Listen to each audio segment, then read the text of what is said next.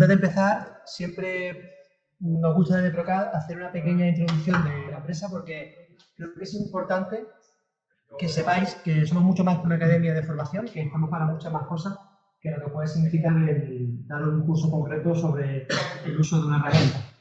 Es muy breve y todo el curso va a ser continuamente aprender y desenvolverse con SolidWorks, ¿de acuerdo? Bueno, nosotros nacimos hace ya casi 10 años como un pequeño estudio de ingeniería donde dedicábamos a hacer productos para empresas, ¿de acuerdo? Desarrollábamos el I+D que muchas empresas, por su tamaño, todavía no podían internalizar y era un departamento de I+D y desarrollo de productos para terceras empresas. De ese aprendizaje, de ese desenvolvernos dentro del sector empresarial, de la fabricación, de nuestro producto, nació una obviedad y es que nos dimos cuenta de cómo lo que la universidad nos había formado y nos había ofrecido como herramientas de trabajo no era lo que exigía la industria. Aunque era importante la universidad, no quiero decir que eso sea ni mucho menos poco importante, no era lo que exigía el sector empresarial. Entonces, de ahí nació la formación, por ejemplo, con la que estoy ahora mismo a punto de recibir. Y es que nos dimos cuenta de lo importante que era hacer una formación aplicada y orientada a lo que exigían las empresas para que los perfiles que salían todos los años de la escuela de ingeniería se adaptasen a las necesidades del mercado y cubriesen las necesidades y los puestos que realmente ofrecían. Y por supuesto también para reciclar a técnicos que requerían de esa digitalización, de esa adaptación a la industria 4.0, de ese conocimiento profundo de lo que es la actividad de la ingeniería utilizando herramientas CAD, CAM y CAE, ¿vale? Entonces, esto es un poco el core de nuestra empresa, lo que nos diferencia y lo que nos hace competitivos, que aunamos ambas realidades. Todos nuestros profesionales, tanto profesores como ingenieros, tienen esa doble vertiente. Trabajan para proyectos, están en la industria, conocen las necesidades, saben lo que le exige un cliente ahí fuera y después dan clases y se forman en el uso de la herramienta, imparten cómo se debe utilizar para cubrir esas necesidades. No obstante, más allá de esas dos áreas, sí es cierto que el grupo ha ido creciendo y a día de hoy ofrecemos una serie de servicios adicionales, ¿vale? Como son los de implantación y la de venta de productos o marketing. Y el último paso de todo esto, y el que es más reciente, es el de fabricación digital, el de prototipar lo que se diseña desde el estudio, ¿de acuerdo? Gracias al crecimiento que hemos ido teniendo este último año, vamos a dar el paso ya de incluir entre nuestros servicios la fabricación de lo que nosotros diseñamos. No solamente recurrir a terceras empresas, sino que contaremos con un laboratorio o taller de prototipado digital, ¿de acuerdo? Y es otro de los servicios que también podéis utilizar o de los que podéis beneficiaros dentro de Procad, ¿vale? Todo lo que estamos hablando está a vuestra disposición. Pero lo que Procad es a día de hoy, no solamente por cómo hemos ido creciendo, sino también por las colaboraciones estratégicas que hemos ido granjeando, ¿de acuerdo? A lo largo de este tiempo hemos hecho una estrecha colaboración con la Universidad de Málaga, donde nosotros nos formamos, la mayoría de nuestros profesores e ingenieros son también formados en la Universidad de Málaga, como yo mismo, y lo que hemos ido haciendo es una estrecha colaboración con ellos para que incluso podamos a día de hoy ofrecer un máster, ¿de acuerdo? Un máster oficial en la Universidad de Málaga, ¿vale? Formación de posgrado, donde lo que pretendemos es dar una formación ya más completa, mucho más exhaustiva y que ahora más adelante explicaré en detalle, ¿vale? También hemos establecido esa colaboración con el Colegio de Peritos de Málaga, con lo cual, si alguien es colegiado, también podrá beneficiarse de las ventajas que tiene esta colaboración, como ponencias, seminarios, precios especiales, cursos de talleres gratuitos para colegiados del colegio, etcétera, ¿vale? Al principio hablaba de que nuestra colaboración con la Universidad de Málaga ha convergido en un máster, ¿de acuerdo? Bueno, lo que llamamos máster realmente es un doble grado, ¿de acuerdo? Un doble posgrado, mejor dicho. Y al final lo que quiero transmitir es que existe la posibilidad de, en lugar de formados desde una perspectiva muy focalizada, de aprender a ser experto en el CAD, en el CAM o en el CAE, a abarcarlo todo dentro de una formación global y encima enriquecerlo con lo que es la teoría que puede aportar la universidad, ¿de acuerdo? El profesorado específico de la universidad y las prácticas en empresas y en laboratorios de la universidad que se incorporan en el máster, ¿de acuerdo? Es un repaso por muchos de los cursos que hacemos, ¿vale? Enriquecido con todo lo demás, ¿vale? Con formación teórica adicional y con prácticas en la empresa, que para mí es la razón del éxito, porque realmente la mayoría de los que han empezado el máster ya están trabajando. Eso es el mayor reclamo que al final alguien que viene a formarse está buscando. Entiendo que se forma por amor, pero lo que queréis realmente es ir ya enfocando a vuestro futuro profesional, el que no ha empezado a empezar y el que esté en él, pues catapultarse a un nuevo nivel, a un nuevo escalón. Y eso es lo que se consigue con esta formación intensiva y que realmente es gracias a la colaboración que tenemos con la universidad. Siempre aprovecho para presentarme en este punto, ¿de acuerdo? Yo soy Lázaro Cobos, soy el gerente del grupo PROCAD, soy un poco el que está al frente de lo que es en sí la dirección empresarial de todo el grupo y a quien de alguna manera confiar vuestras expectativas de qué es lo que creéis que debería ser el curso, si cumple con lo que estabais esperando, si se puede mejorar, un poquito el que puede ayudaros a darle un nuevo enfoque si hace falta a nuestra formación o a nuestro servicio, sea cual sea. Así que contad conmigo, me podéis seguir en redes sociales, soy súper activo en Facebook, en LinkedIn y en Twitter, ¿vale? Me podéis seguir como Leazartax y no vais a encontrar nada personal, siempre intento compartir lo que es mi lado profesional, ¿de acuerdo? Estar al día de las últimas novedades, Industria 4.0, tecnología, ingeniería, profesionalización, etcétera. Y sobre todo, daros la mano, tender la mano para que si tenéis cualquier cosa que comentarme respecto de cómo mejorar vuestra experiencia o qué os hace falta para, de alguna manera, dar un salto en vuestra carrera, soy la persona adecuada para hablar de ello, ¿vale? Y ya está, aquí me despido, como siempre me gusta decir, que fui del conocimiento, cierro aquí, todo bien. Pues las dos primeras clases serían de lo que es el análisis estático lineal, que es donde nos quedamos en el curso anterior, y concretamente la segunda vamos a ampliar un poquito los conceptos o un par de cosas que nos faltaron de ese curso pasado, ¿vale? Digamos que ya para meternos en lo que sería más la parte del profession. Lo primero que vamos a explicar también es los tipos de certificación que tenemos tanto dada por Dassault Systèmes como la que tenemos pensado hacer en PROCAD, ¿vale? Vosotros os habéis saltado, entre comillas, la CSWA, que sería el nivel Associate de simulación, ¿vale? Esto, en la parte de modelado, también tiene un Associate, un Professional, etcétera, etcétera. Pero como nosotros estamos en simulación, voy a explicar más o menos nuestras intenciones, ¿vale? Entonces, no hemos saltado, entre comillas, el Associate, que digo el curso básico, que lleva, digamos, los mismos contenidos que el Associate, pero no tenía examen. Y luego estamos en el curso certificado profesional, ¿vale? Vamos a dedicarnos durante este curso a aprender todo lo necesario para aprobar el certificado de SolidWorks Professional de simulación, pero además les daremos, como siempre nos gusta aquí desde PROCAD, daremos un pequeño impulso más a lo que nos hace falta, digamos, a lo básico que nos hace falta para el aprobado, ¿vale? Aparte de eso, en el futuro nos vamos a sacar 3 cursos más extra. Que estos no vienen certificados por Dassault Systèmes, no porque no lo certifique Dassault Systèmes, sino porque no existe ese certificado, no lo tienen hecho todavía, ¿vale? Sin embargo, nosotros nos queremos adelantar y queremos empezar a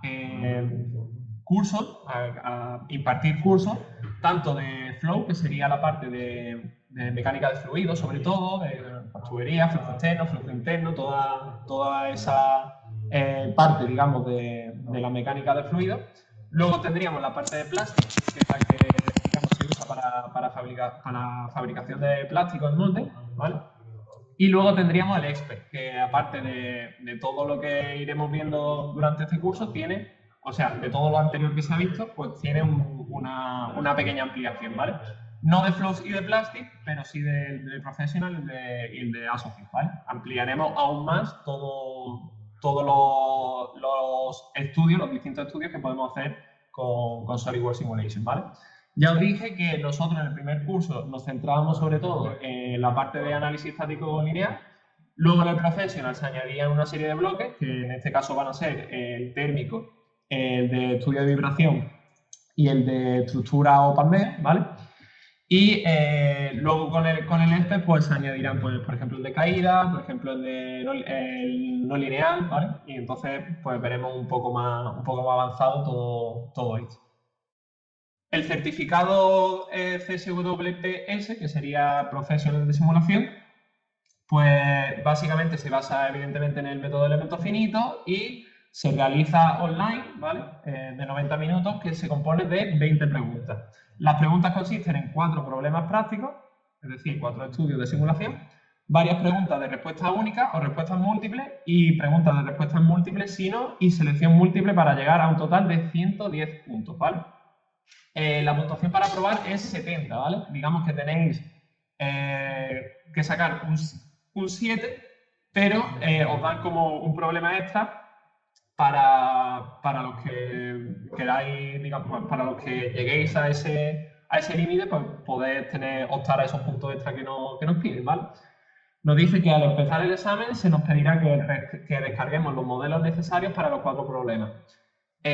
No os preocupéis porque el SolidWorks necesario para realizar estos estudios o este examen, el mínimo es 2012, y aquí en 2012 la mayoría todavía no habíamos enterado ni que existía SolidWorks, ¿vale? Así que no os preocupéis. Bien, los rangos de puntuación de las preguntas van desde los 2 a los 16 puntos. Normalmente las de 16 puntos son los de los 4 problemas, ¿vale? Dependiendo de la dificultad. Para aprobar el examen, 70%, pero ya os he dicho que hay 10 puntillos extra, ¿vale?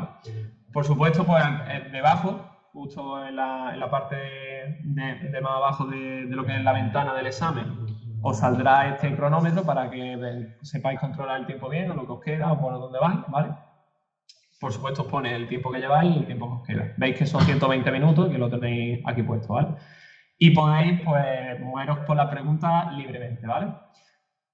Los problemas prácticos de SolidWorks Simulation requerían, pues, lo típico: modificar material, sujeciones, cargas, resultados, contestar valor único, valor especificado con los lugares de decimales, ¿vale? Se requiere una versión 2012, que esto ya lo he dicho, o superior para realizar el examen. Organizarse el tiempo es crucial, ¿vale? Una buena estrategia en el examen es contestar a todos los problemas prácticos en los primeros 50 minutos, es decir, no atascarse y quedarse ahí. Si no se sabe, pues se pasa a lo siguiente. Y aquí, ya que aquí es donde se ganan, pues, la mayoría de los puntos, son los que valen más, y pues si vale cada uno, pues, entre 10 y 16, que es lo que suele valer esas preguntas prácticas, pues 4 por 10 son 40, pues ya tendréis prácticamente 70 puntos asegurados, ¿vale? Lo otro, pues, simplemente es ya ir subiendo nota. Aquí ganará la mayoría de los puntos. Deje 40 minutos para contestar las respuestas múltiples, la de sí, no y la de selección múltiple, ¿vale? Si falla ya no resta. Con lo cual, la que no sepa, ¿vale? Bien. Quiniela, ya está, ¿vale? Luego, ya también nos dicen, pues, los tipos de estudio que hay. Aquí tenéis todos los que permite hacer SolidWorks. Análisis estático lineal, el que hemos visto ya. El estudio de frecuencia, el que es uno de los que vamos a ver en este curso. El de pandeo también. El térmico también. Y luego, caída, fatiga y no lineal y dinámico. Esto es lo que pretendo dar yo en el EPEC, ¿vale? Todo lo que nos quede sería lo que se daría en el curso EXPERT, ¿vale? A partir de aquí, pues bueno, lo típico. Viene aquí, pues, las áreas que engloba todo lo que sería el examen de profesional, ¿vale? Estudio estático y tal y cual, trabajar con malla sólida y malla tipo shell, trabajar con malla, bueno, con elementos tipo BIM, definición de tipo BIM y tipo truss, carga del tipo BIM, resultado del tipo BIM, aplicación de carga y restricciones. Os lo dejo en inglés para que empecéis a observar, pues, todo lo que es el vocabulario que os vais a encontrar dentro del examen, perdón, que no me salía, del examen del professional, ¿vale? Entonces, pues tenéis aquí aplicación de carga y restricciones, planos de simetría, cargas no uniformes, controles de malla, usar configuraciones para comparar diseños, convergencia de resultados, fuerzas resultantes, ¿vale? Todo esto, pues, son cosas que debéis ir sabiendo, o son los conceptos que tenéis que tener claros para aprobar el examen de profesión, ¿vale? Bien, pues os pregunto a vosotros, ¿vale? Método de elementos finitos. ¿Qué es lo que significa el método de elementos finitos? Nosotros cogíamos, básicamente, lo que se basaba en el método de elementos finitos es coger un modelo que nosotros lo considerábamos, o la teoría lo consideraba como un continuo, y lo discretizábamos. La palabra clave en ese aspecto es la discretización, y lo convertíamos en un modelo de subelementos, que nosotros llamamos elementos directamente, el cual en su conjunto, pues, forma nuestro modelo. Esos elementos, al estar divididos, somos capaces de calcular de forma más fácil todo lo que son su desplazamiento, sus tensiones y tal cual, y luego todo eso lo dejamos unido, lo volvemos a unir, y ya pues sacamos el problema completo. Y por supuesto, pues la distribución de tensiones y de deformaciones y como queramos, ¿vale? Básicamente en eso es lo que se basa, ¿vale? A partir de ahí, los elementos o las partes en las que se divide, ¿qué partes tienen? Los nodos, ¿vale? Nosotros tenemos, por un lado, los elementos, que es, digamos, la parte más sólida, por así decirlo, y luego el punto de cálculo, que es lo que realmente a nosotros se nos devuelve en los resultados, serían los llamados nodos, ¿vale? Por supuesto, el proceso ese de dividir el modelo en pequeñas piezas, el mallado, ¿vale? Eso sí lo sabemos todo, con lo cual ningún problema. Luego, básicamente nosotros teníamos varios elementos, ¿vale? Que nosotros llamábamos de dos formas distintas. Tetraédricos, tenemos unos elementos que son tetraédricos si son de tipo sólido, si son de tipo shell eran simplemente pues, superficiales y los bin que eran simplemente líneas, ¿vale? Y dentro de los tetraédricos había, bueno, tanto de los tetraédricos como de los de tipo shell, ¿vale? Había dos categorías, ¿vale? Primero teníamos unos elementos que, digamos, eran muy básicos, que tenían las aristas lineales directamente, no tenían ninguna curva ni nada por el estilo. Esos elementos es lo que SolidWorks llamaba de calidad borrador, nosotros lo podemos llamar de calidad borrador o lineales o de bajo orden, ¿vale? Se puede llamar de las tres formas. Y tenían además, en cada vértice, tenían un nodo, que es donde calculaban. Los elementos de alto orden o de orden superior o elementos estándar, que lo llama SolidWorks, son elementos que tienen curvas en lugar de rectas subaristas. Esas curvas pueden estar definidas por parábolas, por cónicas, por cuadráticas, ¿vale? Pueden tener un orden mayor o un orden menor, precisamente para adaptarse mejor a esa curvatura, y además se le añade un nodo a cada uno de lo que sería su arista, ¿vale? Cada nodo, pues evidentemente tiene su cálculo y al final, pues un elemento un mallado hecho con elementos de tipo estándar normalmente va a dar mejores resultados que uno con calidad borrador o de elemento lineal, que se llama también, ¿vale? En el tipo C igual, tenemos uno triangular simplemente y el otro pues que tiene el triangular también, pero tiene su arista más curva o sus lados más curvos y además con un nodo en el centro, ¿vale? A partir de ahí, los nodos, ¿recordáis cómo variaban dentro de SolidWorks los grados de libertad? Los grados de libertad de un nodo, por ejemplo, ¿cuántos grados de libertad existen? En máximo, 6 grados de libertad, 3 traslaciones y 3 giros. Los tipos sólidos. ¿No recordáis que los tipos sólidos, concretamente, solo tenían 3 grados de libertad? Porque no podían girar sobre sí mismos, solo se podían trasladar, pero no girar, ¿vale? Eso para refrescar también un poquito. Los elementos tipo shell, sí, ¿vale? Los elementos tipo shell sí tienen 6 grados de libertad, ¿vale? Los sólidos, solo 3, ¿vale? Bien. A partir de ahí, con esos grados de libertad que teníamos, nosotros éramos capaces de, el programa cogía esos datos que nosotros le dábamos y los trasladábamos a un sitio para realizar el cálculo. ¿Qué sitio era ese?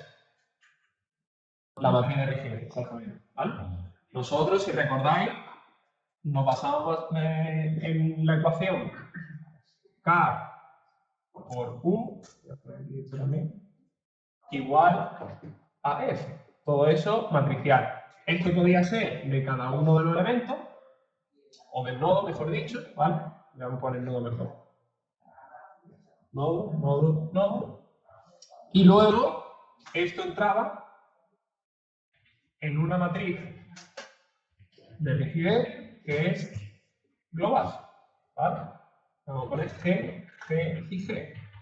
Que por supuesto todo eso llevaba un cálculo detrás que estaba pues basado en crear, pues, en pasar de un sistema de coordenadas local a global, el global luego engancharlo en la posición que quería, pero bueno, eso ya se encargaba SolidWorks. Pero básicamente el concepto era que nosotros cogíamos nuestro elemento y lo poníamos con su matriz de rigidez, su matriz de desplazamiento y su matriz de fuerza. Y todo eso pues ya Con eso ya podíamos realizar los cálculos que quisiéramos, ¿vale? A partir de ahí, a nosotros, el solver, pues lo que hacía era, evidentemente, calcular todo eso. ¿Qué tipo de solver había? Básicamente, un método iterativo y otro método directo. Se dividían básicamente en esos dos métodos. El FF Plus, método iterativo, ¿vale?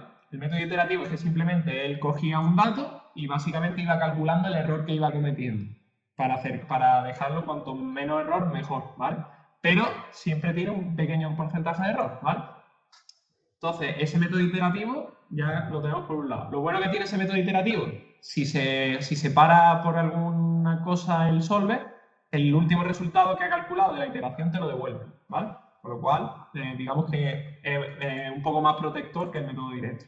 El método directo se basa en álgebra pura y dura, hace pues, su matriz inversa, calcula la matriz inversa, hace pues, sus ecuaciones gaussianas y todo eso crea pues, un sistema de ecuaciones y lo resuelve, ¿vale? Más lento, evidentemente, ¿vale? El iterativo siempre suele ir un poquito más rápido, salvo cuando ya hay muchísimo grado de libertad, que entonces ya el directo empieza a ser mejor, ¿vale? Pero bueno, básicamente directo y iterativo, ¿vale? FF Plus y Direct Sparse, que se llama, ¿vale? El Direct Sparse es el directo, Direct Sparse, y el iterativo el FF Plus, ¿vale? Todo eso calculamos y ahora se nos devuelve una serie de resultados, ¿vale? Típico. Tensión máxima de 2 Mises, desplazamiento y deformación unitaria, ¿vale?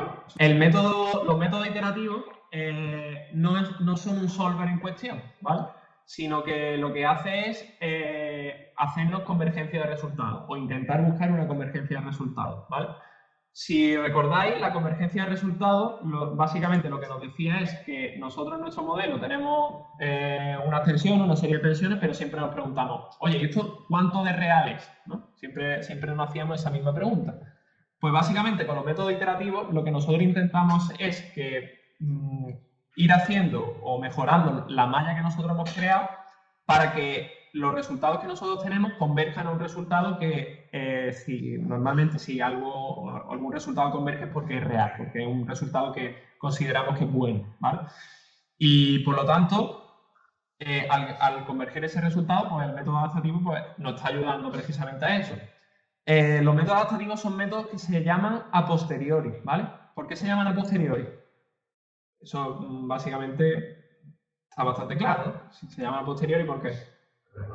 Exactamente. Primero tenemos que calcular y luego ya, una vez tiene los resultados, el programa lee los resultados que ha sacado y dice, oye, pues esto no me cuadra, esto me cuadra, esto lo tengo que remallar, esto no, ¿vale? Y hace ya pues su función. Dos métodos adaptativos. El H y el P. El H. El método H lo que hacía era dividir todavía más la malla, ¿vale? Hacía elementos cada vez más pequeños. Es decir, cuando nosotros teníamos repuntes de tensión, él lo que hacía era buscar que eso fueran haciendo elementos más pequeños y él cree que con eso puede dar con un resultado, digamos, válido o convergente, ¿vale? El método T no cambia el tamaño del elemento, lo deja igual, pero aumenta su orden polinomial. Es decir, lo que hemos explicado antes de los elementos de esas aristas curvas que nosotros teníamos, pues eso, en lugar de ser una arista parabólica, la pone cúbica, sino cuadrática, etcétera, etcétera, ¿vale? Entonces, todo ello, al final, va a conseguir que adapte mejor la forma del modelo, porque al fin y al cabo, cuanto más elementos tenemos, pues mejor se adapta al modelo, y cuanto más orden tiene, pues también se adapta mejor, y eso va a repercutir positivamente siempre a los cálculos. Te salgan tensiones más irreales o te salgan tensiones más reales, pero los cálculos siempre van a ser mejores, ¿vale? Luego ya en el poder del ingeniero está decidir si esos cálculos están bien o no están bien, ¿vale? O son reales o son irreales, ¿vale? Para eso nos tienen que pagar, no para darle a un botón y que salgan cosas, ¿vale? Bien. Bueno, a partir de ahí,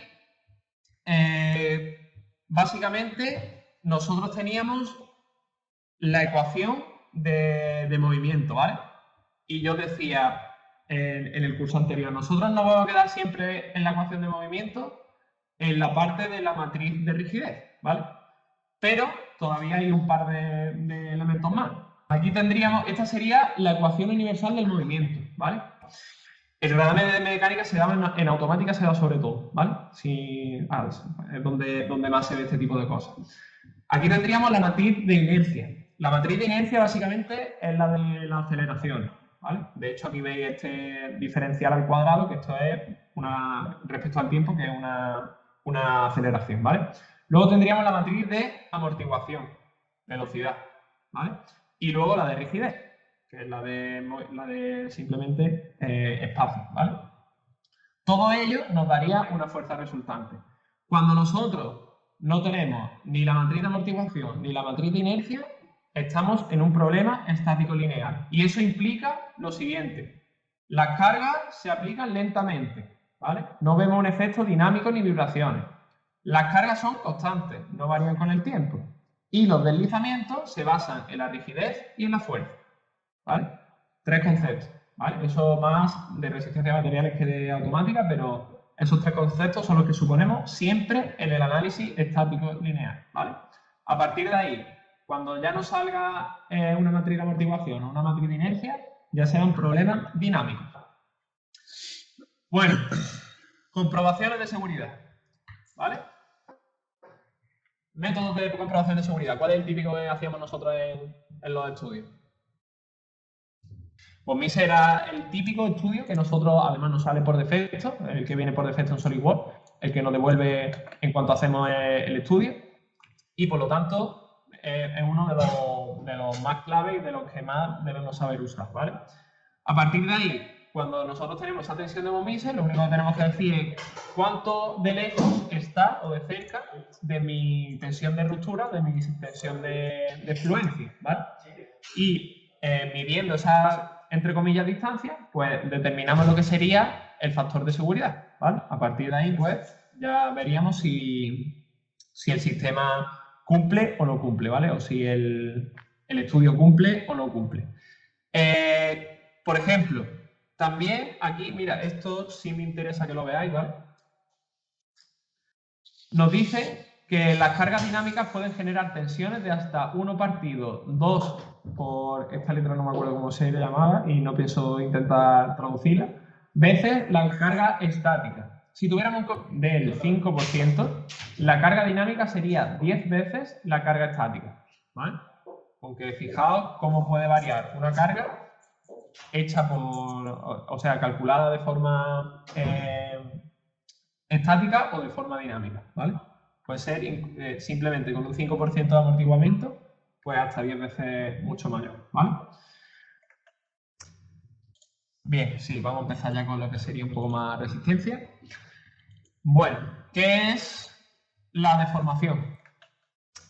La deformación es el cambio medido por el ratio, es decir, la longitud o la dimensión que tenía un elemento antes de ser cargado o antes de aplicarle unas cargas y la que tiene después de aplicarle las cargas. Básicamente el cociente entre esas dos cosas sería lo que es la deformación de un elemento en cuestión, ¿vale? A partir de ahí, pues nosotros, el típico caso que nos sale dentro de nuestro estudio de simulación son las deformaciones unitarias, ¿vale? Que si recordáis era lo que se deformaba cada elemento de nuestro estudio. Es decir, nosotros creábamos un mallado, ejecutábamos y veíamos siempre que las deformaciones unitarias nos daban todo como muy discretizado, ¿vale? Se veían perfectamente cómo eran los nodos. Por eso, precisamente porque lo que nos devolvía era la deformación de cada elemento en cuestión, ¿vale? Una vez ya teníamos todo eso, pues ya podíamos ver qué elemento se había deformado más y cuál menos. Y además, eso nos daba una idea de qué elementos estaban más sometidos o más utilizados, digamos, más cargados y cuáles menos, ¿vale? De hecho, se relacionaba mucho con los repuntes de tensión o con las partes que estaban más tensionadas y las que estaban menos tensionadas, ¿vale? Bien. Definición de la tensión. Facilito. La fuerza partido por la superficie, ¿vale? Es básicamente la unidad de la tensión. Con lo cual, cuando tengamos una fuerza aplicada a una serie de superficies, eso tensión, ¿vale? Siempre tiene unidades de presión y nosotros normalmente trabajaremos en megapascales, ¿vale? La unidad de exigencia internacional es pascales, pero nosotros, como nos queda, para que no nos salgan tantos números, pues megapascales, mucho mejor, ¿vale? Módulo elástico. Es lo que se llama la pendiente, ¿vale? La pendiente de la línea, de esa línea primaria que teníamos en el gráfico de tensión de deformación, pues en la zona lineal, esa pendiente sería lo que es el módulo elástico, ¿vale? Por lo tanto, tendrá dimensiones de tensión partido de deformación. Bien, las unidades del módulo elástico, el módulo de Young, megapascales. La deformación es adimensional, digamos metro partido metro o cualquier cosa de esta que se va entre sí, por lo tanto megapascales, ¿vale? Normalmente los aceros 210 gigapascales, ¿vale? Bueno, megapascales, pascales, gigapascales, pero normalmente acero en torno a los 210 gigapascales. Habrá algunos que tengan bastante más, otros que tengan menos, pero en torno a los 200, ¿vale? Bueno, primero, lo considerado es entonces, las cargas son aplicadas lentamente hasta llegar al valor máximo establecido, no tienen en cuenta las fuerzas inerciales ni las de amortiguamiento, eso lo hemos dicho ya, ¿vale? Para cargas dinámicas o cambiantes por el tiempo debe emplearse análisis dinámico, ¿vale? Y se define el ensayo como lineal, donde las deformaciones son proporcionales a las cargas aplicadas, ¿vale? Es decir, si nosotros quitamos la carga, supuestamente se nos tiene que volver el modelo a nuestro modelo inicial o el modelo que nosotros hemos modelado en sí, ¿vale? Sin ningún desplazamiento ni sin ninguna deformación, ¿vale? Asumimos que no se alcanza el punto de fluencia del material, ¿vale? Recordad que en cuanto nos salía nuestra flechita roja indicando que en nuestra gráfica había tensiones por encima de esa flecha roja, ese estudio directamente descartado, ¿vale? Porque no podemos asegurar que sea un estudio que vaya a funcionar de esa forma, que simplemente plastifique o se modifique un poco más el desplazamiento y ya está, ¿vale? Entonces, en cuanto salga esa flechita, muy importante, estudio no válido, ¿vale? Bueno, la parte estática, pues evidentemente que las cargas se aplican lentamente y gradualmente, ¿vale? Las cargas dinámicas pues varían con el tiempo y en muchos casos pues meten esa fuerza de inercia que es lo que decíamos antes, ¿vale? Entonces, lo dicho, la suposición lineal, ¿qué sería? Pues que a esas cargas le corresponden unos desplazamientos tales, ¿vale? Importante esto porque creo, si no recuerdo mal, no lo he visto todavía, no lo digo claro, y no me acuerdo bien, pero yo, si no recuerdo mal, en el examen de SolidWorks Professional, lo que te hacen preguntas que tú tienes que calcular a mano, ¿vale? Porque eso digamos, no tienes que meterte en SolidWorks ni modelar nada del estilo, y las cuales tiran de lo que sería la suposición lineal. Es decir, te dicen, si esta carga ha producido este desplazamiento, ¿cuánto desplazamiento produce esta carga? ¿Vale? Y tú simplemente, regla de 3. Fácil, ¿vale? Precisamente te apoyas en esta suposición. Como sabes que tiene una suposición lineal, pues directamente ya lo tienes ahí, ¿vale? De todas formas, os lo tengo que confirmar, pero me parece que alguna pregunta hacían de ese estilo, ¿vale? Luego, los materiales que tenemos en nuestro modelo siempre cumplen la ley de Hooke, es decir, la tensión es directamente proporcional a la deformación, lo que estamos viendo ahora mismo, ¿vale? Suposición lineal y la ley de Hooke van de la mano, ¿vale? Los desplazamientos introducidos son lo suficientemente pequeños para ignorar el cambio de rigidez. Esto es básicamente por lo que trabaja el módulo de grandes desplazamientos. Cuando nosotros clicamos en la opción de grandes desplazamientos, ya la rigidez que estamos calculando quizás sea o incluso mayor o menor. Ya no lo sabemos seguro, porque puede cambiar dependiendo si eso se deforma o se modifica mucho, puede cambiar la rigidez de un elemento. Esto se ve claramente cuando tenemos el acero laminado, ¿vale? Cuando pasamos de acero normal a acero laminado, la deformación del propio acero y de los granos de acero hacen que el material sea más duro de lo que era originalmente, ¿vale? Cambio de rigidez. Viene todo por eso, ¿vale? Puede pasar al contrario, puede pasar que en lugar de crear más rigidez, cuando nosotros le metamos alguna deformación, pues hablando, ¿vale? El caso ese, pues si no recuerdo mal, cuando nosotros forjábamos, me parece que era en la forja cuando pasaba algo del estilo, que en lugar de endurecer, ablandaba, ¿vale? Si no recuerdo mal. Lo tendría que mirar, pero había por ahí algún tipo de tratamiento que se lo cargaba, ¿vale? Y luego las condiciones de contorno no varían durante la aplicación de carga, ¿vale? Esto también es muy importante.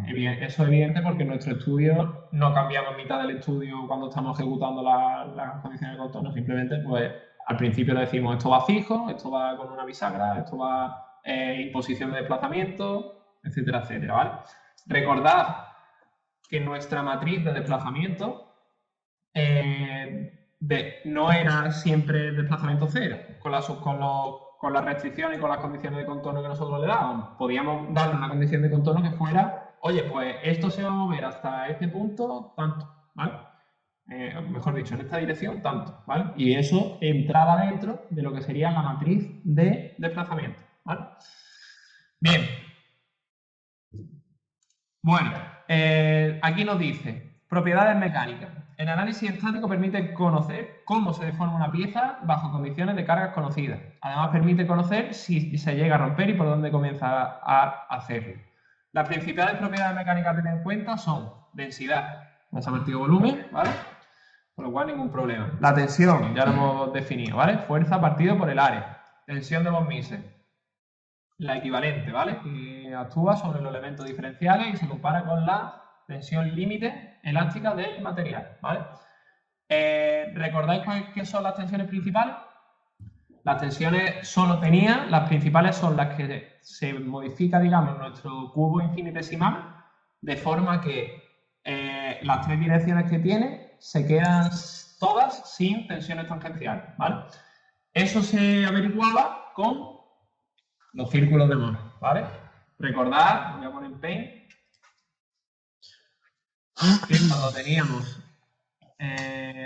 esto sería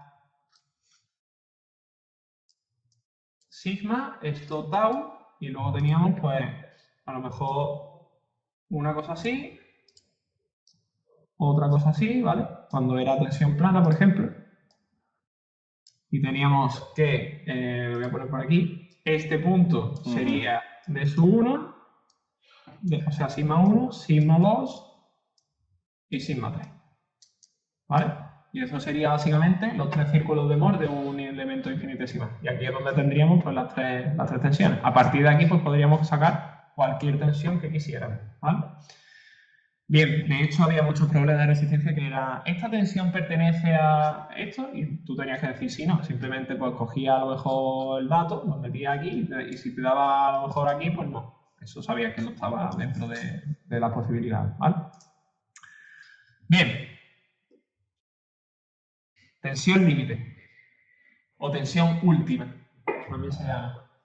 La de rotura total, ¿vale? Cuando ya el elemento ya no puede soportar más y rompe, tensión límite o tensión de última, ¿vale? ¿Cómo se llamaba el factor, digamos, que medía cómo se deformaba, cómo se reducía el área cuando teníamos algo en tracción? Módulo de Poisson, ¿vale? El módulo de Poisson. La relación negativa de las deformaciones laterales y axiales que resultan de aplicar un esfuerzo axial en la deformada elástica. Esa es la definición bonita, ¿no? Básicamente, si nosotros tenemos una probeta, como la que hemos hecho, lo que se reduce el área en su sección transversal, pues eso sería el desplazamiento respecto al otro desplazamiento de lo que sería el módulo de Poisson, ¿vale? El coeficiente teórico de los materiales isotrópicos debe estar entre 0,25 y 0,5, ¿vale? Normalmente los metales en torno al 0,3, ¿vale? Básicamente por ahí. Luego, a ver por aquí.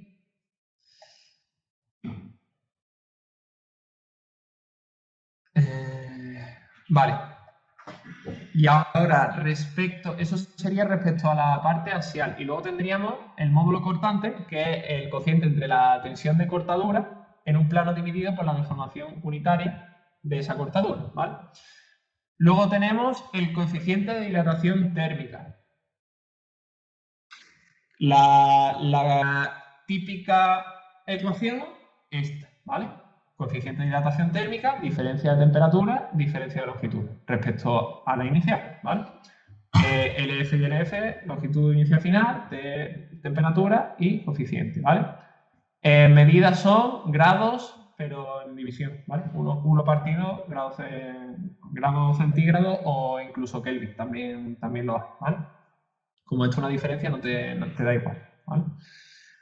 Vale, conductividad térmica de la capacidad de conducción. Por lo tanto, mide la capacidad que tiene para transportar temperatura, ¿no? O sea, lo que sería una conductividad térmica, igual que la conductividad eléctrica, la capacidad que tiene de transportar electricidad o de que la electricidad pase a través de él, pues aquí igual, la temperatura es exactamente lo mismo. Hablando mal y pronto, lo gordo que es la tubería, ¿vale? Pasándolo, digamos, a concepto hidráulico, es la capacidad de esa tubería, ¿vale? Cuanto más conductividad térmica, pues más capacidad de transportar un calor de una parte a otra. ¿Qué elementos tienen más conductividad térmica? Los metales, ¿vale? Los metales, mucha conductividad térmica. Lo que tiene muy poca conductividad térmica, pues en lugar de ser conductores son aislantes térmicos, ¿vale?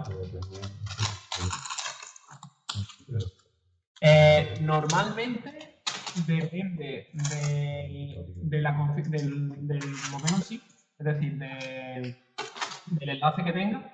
Por ejemplo, el enlace que hemos visto antes con el puesto, eso depende mucho porque el movimiento de los electrones también transporta algo de calor. Sí.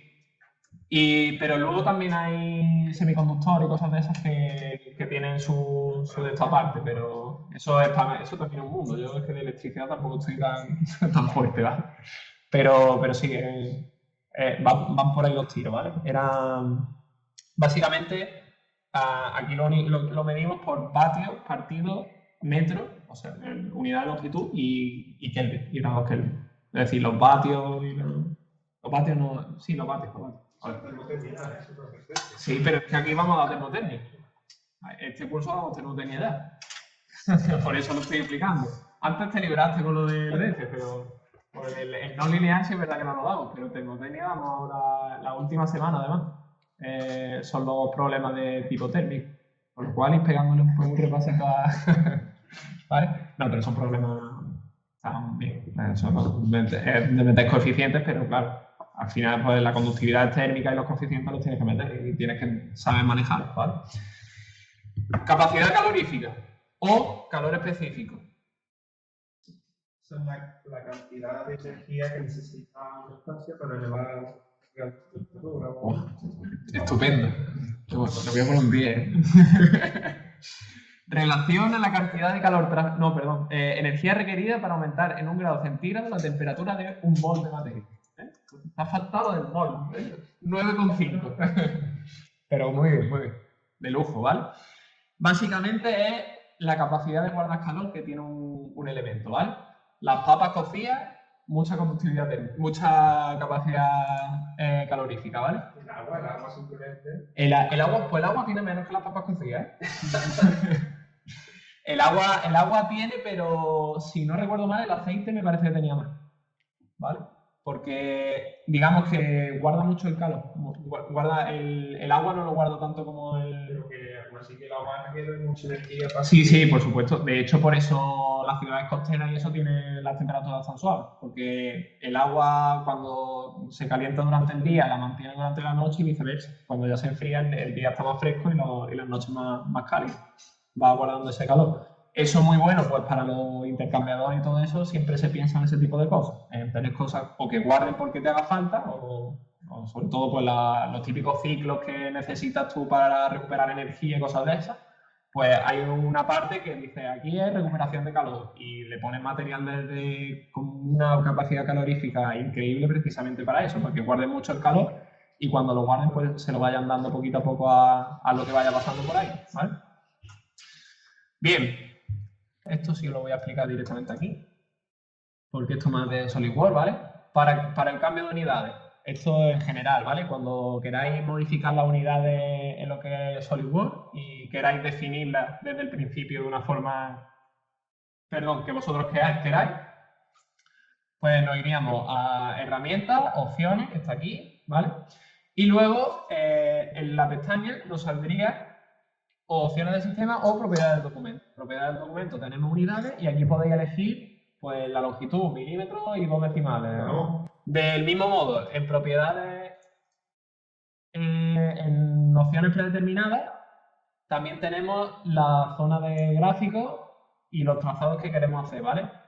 Lo típico, trazado del estudio estático a nosotros nos salía el trazado 1 que iba a ser la tensión de Von Mises, el trazado 2 el desplazamiento resultante y el 3 la deformación unitaria. Es lo típico que nos sale. Pero también podemos programarlo para que haga, yo qué sé, factor de seguridad o cualquier cosa de esta, ¿vale? Y ya lo tenéis programado para siempre, para que os salga directamente cuánto ejecutéis, ¿vale? Con lo cual, ahí también lo podéis modificar. ¿Habrá más? No. Bien, aquí si nos lo subraya nos dice que debemos ser capaces de trabajar en unidades tanto del sistema inglés como el nuestro, el sistema internacional, ¿vale? Porque, por ejemplo, nos pueden decir que apliquemos una fuerza en Newton, que el resultado lo demos en pulgadas, que al contrario. Entonces, en ese aspecto sí vais a tener a lo mejor variaciones y va a haber varios problemas que os pidan unidades inglesas, ¿vale? Bueno, también nos dice que diferentes materiales tienen diferentes niveles de propiedad y de tensión. Las ecuaciones matemáticas que derivan de la teoría de resistencia de materiales se utilizan para resolver por desplazamientos y tensiones. Estas actuaciones analíticas resuelven desplazamientos y tensiones para secciones transversales sencillas, ¿vale? Básicamente que lo que coge en las secciones, los tipos vigas y cosas por el estilo, ¿vale? Luego el mallado lo hemos visto. Vale, y aquí, esto sí lo voy a explicar yo porque esto ya es del profesional en sí, ¿vale? Error de idealización, introducido por el usuario antes del análisis FE, ¿vale? Bueno, mejor lo dejo por aquí y ahora os pregunto, ¿qué creéis que es el error de idealización? Analizamos la palabra, idealización. ¿Vale? Eso lo expliqué, no expliqué el error de idealización, pero sí expliqué el concepto en el curso anterior. A ver, ¿tiene alguna idea de qué puede ser el error de idealización? Estamos idealizando algo. Cuando lo simplificamos. O sea, no, pero eso es simplificación, es distinto. Tiene que ver con el modelado. Exacto, eso tiene que ver con el modelado. Que no lo modela bien, por ejemplo, Bien, que bueno. lo acaba en una lista Efectivamente. Exacto, ¿vale? Básicamente, nosotros lo que creamos dentro del entorno de SolidWorks no siempre tiene que ser algo real. La típica cosa que podemos hacer, un hombro, o sea, una arista que sea invertida o al contrario, me da igual, sabemos que no es infinitamente un ángulo recto, sino que en su esquina, al final, cuando enfoquemos mucho, va a tener cierto redondeo, ¿vale? Tanto las exteriores como las interiores. Eso es lo que se llama error de idealización, porque estamos idealizando nuestro modelo, ¿vale? Por supuesto, eso puede tener repercusiones en los cálculos, ¿vale? Así que, y al tener repercusiones en los cálculos, pues vamos a cometer un pequeño error, ¿vale? Pues ese es el primero. Luego, error de discretización o mallado. Cuando nosotros tenemos un modelo que a lo mejor es difícil de mallar o tenemos elementos que no tienen tanta calidad, hay zonas que podemos perder, podemos dejar un poco inexactas, ¿vale? Entonces, esa inexactitud luego va a repercutir un poquito también en nuestros cálculos y entrará dentro de lo que se llama el error de discretización, ¿vale? Eso sobre todo pues, se puede ver si nosotros calculáramos el volumen de nuestra malla y lo comparáramos con el volumen de nuestro modelo, digamos, hecho en CAD, ¿no? Nuestro modelo hecho en 3D. Si una tiene menos que otro, pues evidentemente va a haber ese error de discretización. Y es precisamente por eso, porque a lo mejor una cara plana o mejor dicho, una cara curva está hecha por varias caras planas y ahí hay pequeñitos pérdidas de volumen que se van acumulando y al final pues existe un error de discretización. Y luego tenemos el error de solución, que va implícito a un solver concreto, que es el FFE+.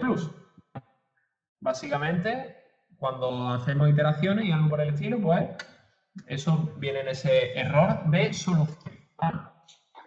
Bueno, entonces, básicamente hemos puesto modelo K, ¿vale? Que sería, por ejemplo, esta llavecita.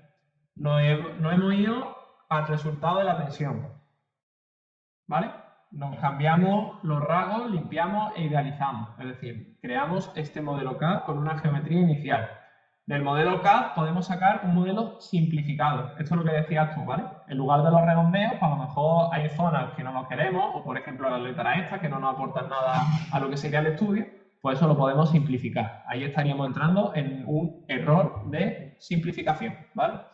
Y luego pues pasaríamos a lo que es el modelo matemático, que es mallarlo, aplicarle el tipo de análisis, los materiales, las cargas, las restricciones, todo este tipo de cosas, y entonces ya pues podríamos llegar al método de elemento finito y al resultado, ¿vale? Básicamente, la secuencia general. Mallado, propiedades del material, succión y carga, nos da los desplazamientos, que nos da la deformación y las tensiones, ¿vale? Bien. El punto Q, máxima resistencia a la tensión. Es como se llama, lo tenemos aquí. El F, donde el material fractura, el I, punto de fluencia, y el E, límite elástico, ¿no? Que está por aquí, límite elástico, que es donde comienza a deformar plásticamente, ¿vale? Bien.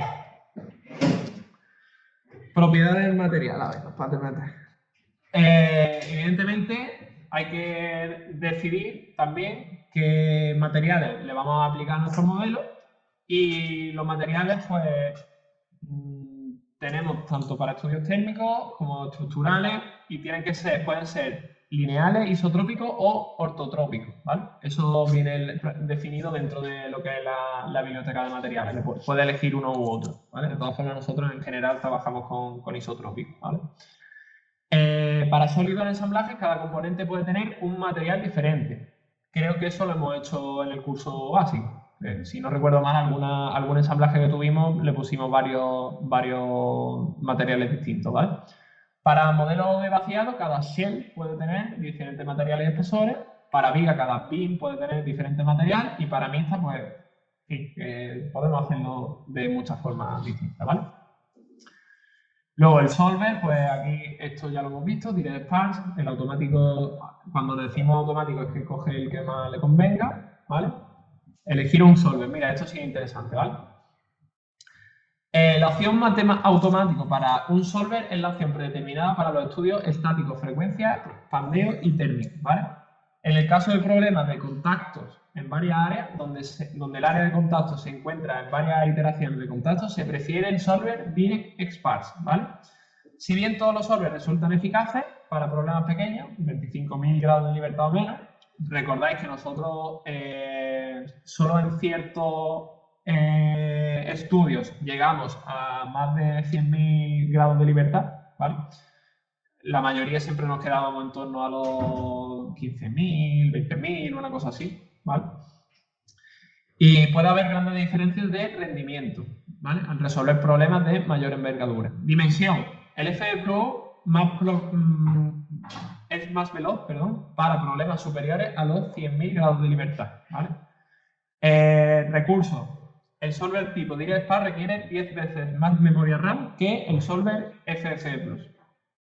Es más rápido si cuenta con más memoria disponible en su equipo. El Direct Sparse para problemas grandes ofrece una capacidad de procesamiento multinúcleo y mejora la velocidad de las soluciones de estudio estático y no lineal.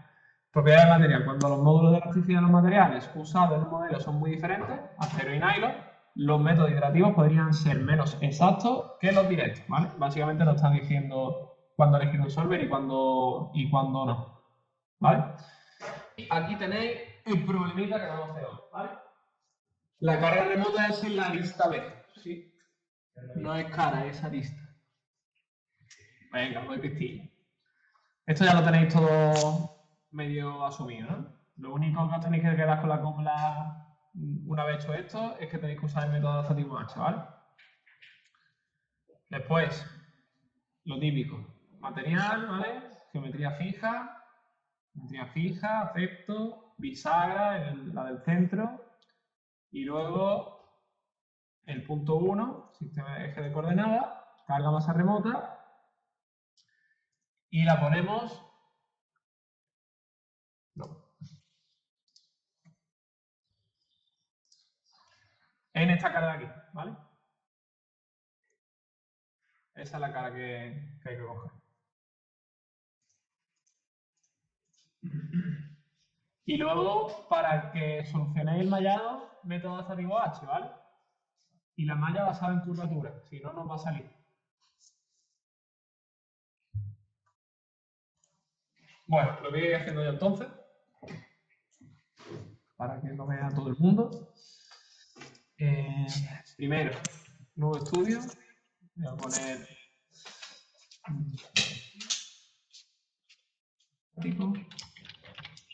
Vale. Y ahora me dicen, material. Carpeta de Team Materials, aleaciones de aluminio y la 30515. 30515. Aplico y cierro, ¿vale? Claro, primero, sujeción, tría fija, la parte C y C, válido. Sujeción, bisagra, la parte central, válido. Lo siguiente, carga externa, carga masa remota, transferencia directa de esta cara, definido por el usuario, sistema de coordenadas 1. Y ahora en I es menos 100. No, pero ese es el punto, ¿no? No, ese es el punto, sí. Ese es 0, 20 y 50. Y ahora fuerza. Menos. Bajo y varía. Vale, ya tengo esta carga aplicada aquí. Bien, una vez tengo hecho eso, me voy a malla basada en curvatura. Me dice que coja los parámetros por defecto, valido. No, pero si lo quieres Ya. No quiero que quiero que se quede. Y ahora me va a dar error de mallado, ¿vale? Hay un fallo en el mallado y me dice, bueno, pues si hay un fallo en el mallado, te metes la malla y lo único, ponla basada en curvatura. Validamos. Importante, ¿habéis validado todo Sí. la malla? Vale, antes de crear el método H, ¿no? Vale. Propiedades, me iría a solución adaptativa, le diría método H y estas serían las opciones por defecto. En el título, botón derecho, propiedades, ¿vale? Luego me iría dentro de estas pestañas, ¿vale? Hay una que pone solución adaptativa. Y en solución adaptativa, pues elijo método H. Acepto y ahora ya puedo ejecutar el estudio, pero antes voy a guardar como, porque si no, es capaz de ponerle aquí clase 01 y guardar. Sí.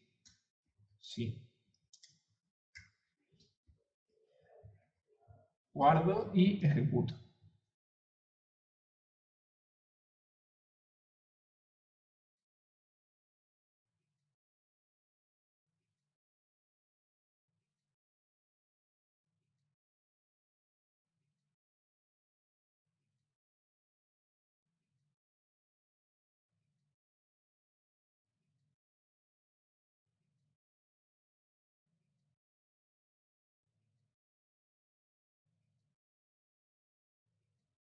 Bien, nos dice que a ver cuál es la máxima tensión de von Mises con 2 decimales y en megapascal, ¿vale?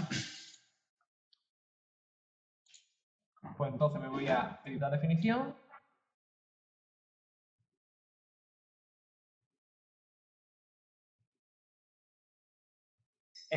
Al final, el resultado que nos tiene que dar tiene que ser cercano al que le he dado a ver, que si no recuerdo mal me has dicho 30, ¿no? Espérate que me he hecho otro. Ah, A 44 horas. ¿A 44 horas? Madre mía. que claro, al tener unos redondeados tan pequeñitos, eso te va a ir creciendo. Claro, va a ir aquí, Que tiene unos redondeados. este de aquí, ¿vale? ¿Eso es real o es...? Eso es mentira porque es una arista. Exactamente, esto es una arista infinita, ¿vale? Lo que tengo yo aquí enfocado es una arista infinita, ¿vale? ¿Problema que tiene esto? Que a nosotros esa parte no nos interesa, ¿vale? Bueno, no nos interesa. Me interesa pero menos, ¿vale? La más solicitada en realidad está aquí. ¿Qué sería lo suyo? Coger esta arista, ¿vale? Y decirle, tensión de von Mises.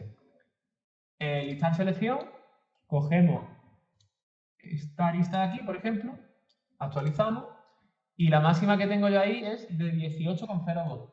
Os enfoco la lista para que la veáis, ¿vale? Está por aquí, ¿no? ¿Dónde está? Ahí, es una de esta cara, ¿vale? Lo otro no, lo otro va a ser un resultado divergente, ¿vale? Este no, este sí nos ha convergido a todo. Al final estamos todos en torno al 18, decimales arriba, decimales abajo, ¿vale? Pero nos movemos todos por el mismo sitio. Mañana veremos cómo hacer o cómo resolver este tipo, bueno, cómo tenemos una herramienta que nos permite descartar o no las, digamos, tensiones que son irreales o que son potencialmente irreales de las reales, ¿vale? Hasta ahora yo, pues, o intentaba crear unos cimientos en los que vosotros fuerais los que decidíais cuál era irreal y cuál no. Como le he dicho ahora a Jesús, Jesús, ¿esto es irreal o no? Me ha dicho esto irreal del todo porque es una arista infinitamente viva que no es absolutamente real para nada, ¿vale?